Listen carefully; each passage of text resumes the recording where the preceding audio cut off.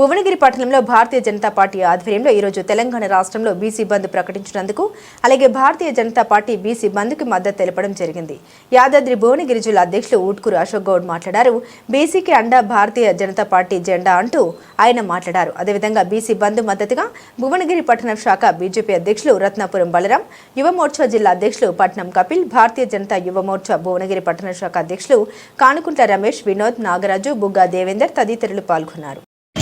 ఈరోజు బీసీ సంఘాల జేసీ ఆధ్వర్యంలో 42% రిజర్వేషన్లు అమలు చేయాలని బంద్ కాల్ చేయడం ద్వారా భారతీయ జనతా పార్టీ రాష్ట్ర వ్యాప్తంగా జిల్లా వ్యాప్తంగా సంపూర్ణ మద్దతు ఇవ్వడం జరిగింది.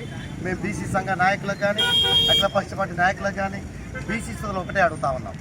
ఈనాడు దేశంలో అధికంగా పాలించిన పార్టీలు బీసీలను విస్మరించడం జరిగింది.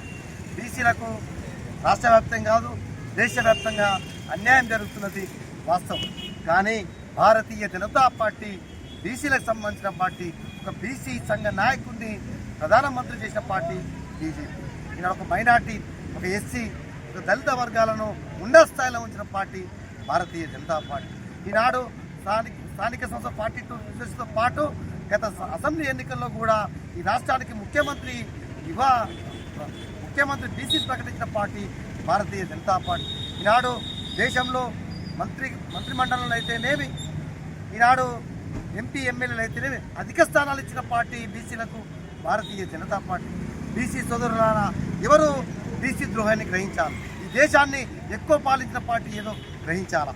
ఈనాడు రాష్ట్రంలో ఎక్కువ పాలించిన పార్టీ ఏదో గ్రహించాలి. ఈనాడు బీసీలకు ఎక్కువ స్థానాలు స్థానిక సంస్థలు అయితేనేమి, జిల్లా ప్రెసిడెంట్ అయితేనేమి, నామినేట్ పోస్టులు అయితేనేమి, ఈనాడు మంత్రిమండలి మండలి ఏ పార్టీ ఇచ్చిందో గ్రహించాలా?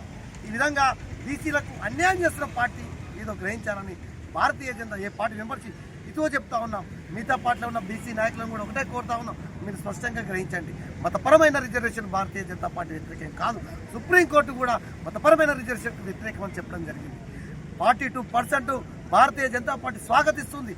మతపరమైన రిజర్వేషన్ తొలగించినట్టయితే ఖచ్చితంగా బీజేపీ 42% ఇవ్వడానికి సిద్ధంగా ఉందని గతంలో చెప్పినాం, ఇప్పుడు చెప్తున్నాం, ఎప్పుడు కూడా చెప్తాం.